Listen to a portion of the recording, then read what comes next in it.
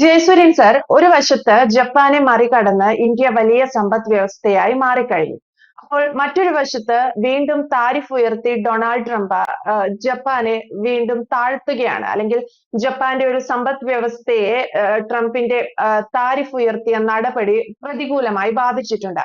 അപ്പോൾ ട്രംപിന്റെ ഒരു താരിഫ് ഉയർത്തിയ നടപടി ഇന്ത്യക്ക് കൂടുതൽ അനുകൂലമാവുകയല്ലേ? ഇനി വരാൻ പോകുന്ന ഒരു റിപ്പോർട്ടിന്റെ അല്ലെങ്കിൽ സർവേയുടെ അടിസ്ഥാനത്തിൽ ഇന്ത്യ വലിയൊരു സമ്പദ് വ്യവസ്ഥയായി വളരാനും അതേപോലെ ഈ പട്ടികയിൽ ഇനിയും മുകളിലേക്ക് എത്താനുമുള്ള ഒരു സാധ്യതയും. തീർച്ചയായിട്ടും ഇന്ത്യയുടെ സാധ്യത ഉയരങ്ങളിലേക്കാണ്. അമേരിക്കയുടെ താരിഫ് യുദ്ധം താൽക്കാലികം മാത്രമാണ്. ഒരു താരിഫ് യുദ്ധം കൊണ്ട് സാമ്പത്തിക മേൽക്കോയ്മ നേടാം എന്ന് അമേരിക്കയ്ക്ക് തോന്നിയിട്ടുണ്ടെങ്കിൽ അത് രണ്ടാം ലോകമഹായുദ്ധത്തിന് ശേഷം അമേരിക്കൻ ഡോളർ ആഗോള കറൻസിയായി അടിച്ചേൽപ്പിച്ച അഹങ്കാരത്തിന്റെ അല്ലെങ്കിൽ ആ ഒരു സൗകര്യത്തിന്റെ അടിസ്ഥാനത്തിൽ മാത്രമാണ്. കാലഘട്ടം ഒത്തിരി മുന്നോട്ട് പോയിരിക്കുന്നു. ഇപ്പോൾ ആഗോള സമ്പദ് വ്യവസ്ഥയും വ്യാപാര വാണിജ്യ വ്യവസായ മേഖലകളിലും സമൂലമായിട്ടുള്ള പരിവർത്തനങ്ങൾ വന്നിരിക്കുന്നു. ഒരു കാലത്ത് യൂറോപ്പായിരുന്നു മാനുഫാക്ചറിംഗ് ഹബ്ബെങ്കിൽ ഇന്നത് ചൈനയും ഇന്ത്യയുമായി മാറിയിരിക്കുന്നു. ഒരു കാലത്ത് ഇൻഡസ്ട്രിയൽ ക്യാപിറ്റൽ എന്ന് പറയുന്നത് അമേരിക്ക അല്ലെങ്കിൽ ജർമ്മനി, ബ്രിട്ടൻ, ഫ്രാൻസ് ഇങ്ങനെ ചില രാജ്യങ്ങളായിരുന്നെങ്കിൽ ഇന്ന് ആ മേഖലയിലേക്ക് ജപ്പാനും ചൈനയും അതിശക്തമായി കടന്നു വന്നിരിക്കുന്നു. അവിടേക്ക് തന്നെയാണ് ഭാരതവും ഇപ്പോൾ കടന്നു വരുന്നത്. ചുരുക്കി പറഞ്ഞാൽ ആഗോള സമ്പദ് വ്യവസ്ഥയുടെ തലസ്ഥാനം പാശ്ചാത്യ രാജ്യങ്ങളിൽ നിന്ന് പൗരസ്ത്യ രാജ്യങ്ങളിലേക്ക് മാറുന്നു. പടിഞ്ഞാറ് നിന്ന് കിഴക്കോട്ട് മാറുന്നു. എന്നാൽ കിഴക്കോട്ട് മാറുമ്പോൾ അതിൽ ജപ്പാനെ പോലും മറികടന്നുകൊണ്ട് മുന്നോട്ട് വരാൻ ഭാരതത്തിന് സാധിക്കുന്നു എന്ന് പറയുമ്പോൾ ചൈനയും ഭാരതവും ലോകത്തെ വൻശക്തികളായി മുന്നോട്ട് വരികയും ഭാവിയിൽ അമേരിക്ക ചൈനയുടെയും ഭാരതത്തിന്റെയും പിന്നിലാവും എന്ന് പറഞ്ഞാൽ ഇന്ന് ആരും വിശ്വസിക്കുമെന്ന് തോന്നുന്നില്ല. പക്ഷെ നടക്കാൻ പോകുന്ന യാഥാർത്ഥ്യം, സത്യം അത് തന്നെയാണ്. ഞാൻ ഈ വിഷയം സംസാരിക്കാൻ ആഗ്രഹിക്കുന്നത് മറ്റൊരു തലത്തിലാണ്. അതായത് സാമ്പത്തിക ശാസ്ത്രം അല്ലെങ്കിൽ ഈ പറയുന്ന 5 ട്രില്യൺ എക്കണോമി, ഇന്ത്യയുടെ സാമ്പത്തിക വളർച്ച, ഇതേക്കുറിച്ചൊക്കെയുള്ള ചർച്ചകൾ നടക്കുമ്പോൾ സാധാരണക്കാര് TV ഓഫ് ചെയ്ത് എഴുന്നേറ്റ് പോകും. കാരണം ആർക്കും മനസ്സിലാകുകയില്ലാത്ത കുറെ ശതമാനം കണക്കും IMF അങ്ങനെ പറഞ്ഞു, വേൾഡ് ബാങ്ക് ഇങ്ങനെ പറഞ്ഞു, നീതി ആയോഗിന്റെ കണക്ക് പ്രകാരം ഇത്ര ശതമാനം വളർച്ച, ഇതൊന്നും സാധാരണക്കാരന് കേട്ടാൽ മനസ്സിലാകുന്ന കാര്യമല്ല. ഞാൻ സംസാരിക്കുന്നത് വേറൊരു അർത്ഥത്തിലാണ്. അമേരിക്കയിലെ ഒരു ഗ്രാമം, ജർമ്മനിയിലെ ഒരു ഗ്രാമം, കേരളത്തിലെ ഒരു ഗ്രാമം, ഇങ്ങനെ ഒന്ന് എടുത്തു വെച്ച് നോക്കൂ.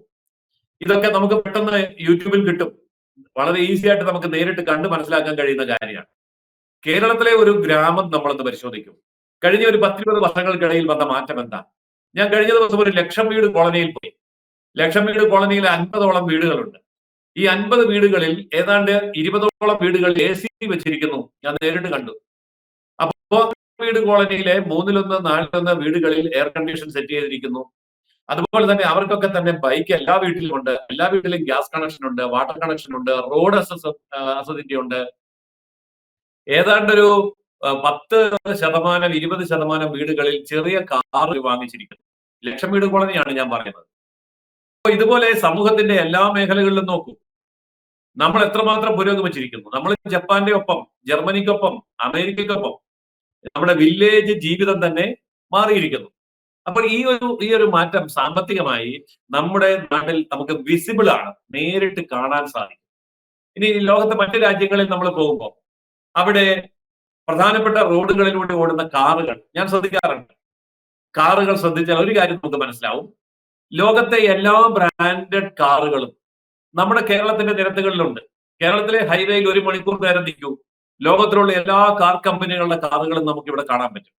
പക്ഷെ നിങ്ങൾ ഗൾഫിൽ പോകും, അല്ലെ മറ്റേതെങ്കിലും ഒരു യൂറോപ്യൻ രാജ്യത്ത് പോകും, അവിടെ നമുക്കൊരു 4, 5, 6 ബ്രാൻഡ് കാറുകൾ മാത്രമേ കാണാൻ പറ്റുള്ളൂ. അത് ഏറ്റവും ടോപ്പ് എൻഡ് ആയിട്ടുള്ളതായിരിക്കും എങ്കിൽ പോലും. പക്ഷേ നമ്മൾ സാമ്പത്തികമായി വളരുകയാണ്. ഗ്രാമ വ്യത്യാസമില്ലാതെ, നഗര വ്യത്യാസമില്ലാതെ വളരുകയാണ്. ഞാൻ കഴിഞ്ഞ വർഷം ഗുജറാത്തിൽ നിന്ന് രാജസ്ഥാനിലേക്ക് പോവുകയായിരുന്നു. അപ്പൊ ഞാൻ മനഃപൂർവ്വം ഒരു ടാക്സിയിലാണ് പോയത്. എന്നിട്ട് ടാക്സിക്കാരനോട് പറഞ്ഞു, എനിക്ക് ഗ്രാമങ്ങൾ കാണണം, ഏറ്റവും പിന്നോക്കാവസ്ഥയിലുള്ള ഗ്രാമങ്ങളിലേക്ക് പോകണം എന്ന് ഞാൻ ഈ ടാക്സി ഡ്രൈവറോട് പറഞ്ഞു. ഗുജറാത്തിലും രാജസ്ഥാനിലും കൂടി യാത്ര ചെയ്യുന്ന ആ സമയത്ത് ഒരു ഗ്രാമത്തിൽ പോലും പുല്ലുമേഞ്ഞ ഒരു വീട് എനിക്ക് കാണാൻ പറ്റിയില്ല. പ്ലാസ്റ്റിക് ടാർപോളിൻ വലിച്ചു കെട്ടിയ ഒരു വീട് എനിക്ക് കാണാൻ പറ്റിയില്ല.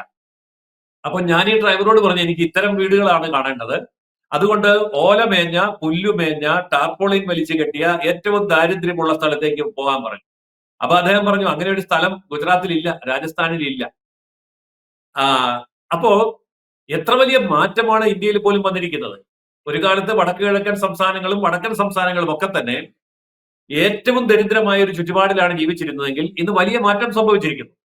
അപ്പോൾ ഒരു കാര്യം വളരെ വ്യക്തമാണ്, ഭാരതത്തിന്റെ സമ്പദ് വ്യവസ്ഥ ഇന്ന് ലോകത്ത് 4 ട്രില്യൺ എക്കണോമിയിലേക്ക് വളർന്നുവെങ്കിൽ അടുത്ത 3 വർഷത്തിനുള്ളിൽ അത് 5 ട്രില്യൺ ആയിട്ട് മാറും. അങ്ങനെ മാറുമ്പോൾ നമ്മൾ അടുത്ത ഒരു രാജ്യത്തെ കൂടി, അതായത് ജർമ്മനിയെ കൂടെ പിന്നിലാക്കും. പിന്നെ നമ്മുടെ മുമ്പിൽ അമേരിക്കയും ചൈനയും മാത്രമേ ഉള്ളൂ. എന്നാൽ അതിന് ശേഷം വരുന്ന അടുത്ത 10 വർഷം, അതായത് 2035 ആകുമ്പോഴേക്കും ഇന്ത്യ ലോകത്തെ 1ാമത്തെയോ അല്ലെങ്കിൽ 2ാമത്തെയോ സാമ്പത്തിക ശക്തിയായി മാറിയാൽ അത്ഭുതപ്പെടാനില്ല. ഇതിന്റെ കാരണം ഞാൻ പറയാം. നമ്മൾ നമ്മുടെ റിസോഴ്സസ് ഉപയോഗിച്ചിട്ടില്ല. നമ്മുടെ ജനസംഖ്യ എന്ന് പറയുന്നത് ലോകത്തെ ഏറ്റവും വലിയ ജനസംഖ്യ എന്ന് മാത്രമല്ല, ഏറ്റവും കൂടുതൽ ഇംഗ്ലീഷ് സംസാരിക്കുന്ന ജനങ്ങൾ ഇന്ത്യക്കാരാണ്. ലോകത്ത് 28 രാജ്യങ്ങളിൽ ഇംഗ്ലീഷ് സംസാരിക്കുന്നുവെങ്കിൽ അവരെ എല്ലാം കൂടെ ഒന്നിച്ചു കൂട്ടിയാൽ എത്ര പേരുണ്ടോ അതിനേക്കാൾ കൂടുതൽ ഇന്ത്യക്കാർക്ക് ഇംഗ്ലീഷ് സംസാരിക്കാൻ അറിയാം. ലോകത്തെ കമ്പ്യൂട്ടർ ലിറ്ററസിയുടെ 40% ഇന്ത്യയിലാണുള്ളത്. ലോകത്തെ എഞ്ചിനീയർമാര്, ഡോക്ടർമാര്, നഴ്സുമാര്, അധ്യാപകര്, വിദഗ്ധ തൊഴിലാളികൾ, ഇവരുടെ ആകെ എണ്ണ എടുത്താൽ ലോകത്ത് ആകെ ഉള്ളതിന്റെ 50%-ലധികം ഭാരതീയരാണ്. അതുപോലെ ചെറുപ്പക്കാരുടെ എണ്ണം എടുത്താൽ ലോകത്ത് ഏറ്റവും കൂടുതൽ ചെറുപ്പക്കാരുള്ള വിദ്യാർത്ഥികളും യുവാക്കളുമുള്ള രാജ്യം ഇന്ത്യയാണ്. ഇതിന്റെ ഒന്നും വിശദാംശങ്ങളിലേക്ക് പോകാൻ സമയമില്ല. വിശദാംശങ്ങൾ എനിക്ക് അറിയാമെങ്കിൽ പോലും ഞാനത് വിശദീകരിച്ച് പറയുന്നില്ല. ചുരുക്കത്തിൽ ഈ ഒരു കാര്യം വളരെ സ്ട്രോങ് ആയിട്ടുള്ള ഫൗണ്ടേഷനാണ് ഭാരതത്തിനുള്ളത്. അതുകൊണ്ട് അടുത്ത ഒരു 10 വർഷം 2035 ആകുമ്പോഴേക്കും ലോകത്തെ 1ാമത്തെയോ 2ാമത്തെയോ സാമ്പത്തിക ശക്തിയായിട്ട് ഭാരതം വളരും. അപ്പോൾ അതിന് സാങ്കേതികമായിട്ടോ അല്ലെങ്കിൽ സാങ്കല്പികമായിട്ടോ സ്ഥിതിവിവര കണക്കുകളോ ശതമാന കണക്കുകളോ ഒന്നും പറയേണ്ട കാര്യമില്ല. നമ്മുടെ വീടിന്റെ മുറ്റത്തിറങ്ങി നിന്ന് ഇടത്തോട്ടും വലത്തോട്ടും നോക്കി നമ്മുടെ അയൽക്കാരെ ഒന്ന് നിരീക്ഷിച്ചാൽ മതി. നമ്മുടെ കേരളത്തിലുള്ള അത്രയും ലക്ഷറിയസ് ആയിട്ടുള്ള വീടുകൾ അമേരിക്കയിൽ ഇല്ല. അമേരിക്കയില് 6 കോടി 5 കോടി മുടക്കി വാങ്ങിക്കുന്ന വീടുകൾ പോർട്ടബിൾ വീടുകളാണ്. നമ്മുടേതുപോലെ ഇത്രമാത്രം ലക്ഷറിയസ് ആയിട്ടുള്ള വീടുകളല്ല. ജർമ്മൻ ഗ്രാമങ്ങളിൽ, ബ്രിട്ടീഷ് ഗ്രാമങ്ങളിൽ, ഫ്രാൻസിന്റെ ഗ്രാമങ്ങളിൽ, ജപ്പാന്റെ ഗ്രാമങ്ങളിൽ കേരളത്തിന്റെ അത്രയും ലക്ഷറിയസ് ആയിട്ടുള്ള വീടുകളില്ല. കേരളത്തിന്റെ എന്ന് പറയുമ്പോൾ ഞാൻ ഭാരതം തന്നെയാണ് ഉദ്ദേശിക്കുന്നത്. ഭാരതത്തിന്റെ വിവിധ സംസ്ഥാനങ്ങളിൽ യാത്ര ചെയ്ത് നോക്കൂ, എല്ലാവരും സ്റ്റാൻഡേർഡ് ഓഫ് ലിവിങ് ഇന്ന് യൂറോപ്പിനേക്കാൾ മുന്നിലായി കഴിഞ്ഞിരിക്കുന്നു.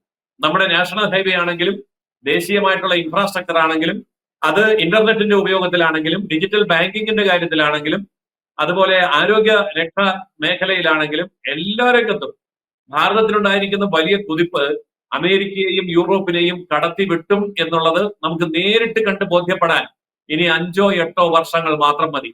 അതുകൊണ്ട് ഈ 5 ട്രില്യൺ എക്കണോമിയിലേക്ക് ഭാരതം അടുത്ത 3 വർഷത്തിനുള്ളിൽ വരും എന്ന കാര്യത്തിൽ ഒരു സംശയവും വേണ്ട. അത് ഉറപ്പായിട്ടുള്ള കാര്യമാണ്. ലോകത്തെ നയിക്കാൻ ഇനി നമുക്ക് 10 വർഷം കൂടി മാത്രം ബാക്കിയുള്ളൂ. ജയസൂര്യൻ സാർ സൂചിപ്പിച്ചതുപോലെ ലോകത്തെ നയിക്കാൻ ഇന്ത്യക്ക് വെറും 10 വർഷങ്ങൾ മാത്രമേ വേണ്ടൂ എന്നുള്ളതാണ്. 2035 അല്ലെങ്കിൽ 2036 ആവുമ്പോഴത്തേനും സാർ പറഞ്ഞതുപോലെ ഇന്ത്യ ഒരു വലിയ ലോകത്തെ ഏറ്റവും വലിയ 1ാമത്തെയോ അല്ലെങ്കിൽ 2ാമത്തെയോ സമ്പദ് വ്യവസ്ഥയായി മാറും. അതിനുള്ള ഏറ്റവും വലിയൊരു ഉദാഹരണം കൂടിയാണ് നിലവിലെ ഈ ഒരു അനിശ്ചിതത്വമുണ്ട്. ഡൊണാൾഡ് ട്രംപ് ഏർപ്പെടുത്തിയ താരിഫിലൂടെയുള്ള ഈ ഒരു അനിശ്ചിതത്വം.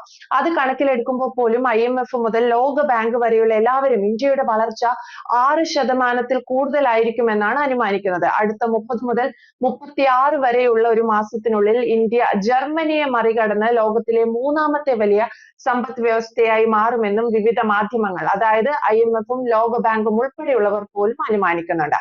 വ്യക്തമാണ്. Thank you Jayasuryan sir. കൂടുതൽ വാർത്തകളും വിശേഷങ്ങളും നിങ്ങളിലേക്ക് എത്താൻ ABC മലയാളം സബ്സ്ക്രൈബ് ചെയ്യുക, ബെൽ ബട്ടണും അമർത്തുക.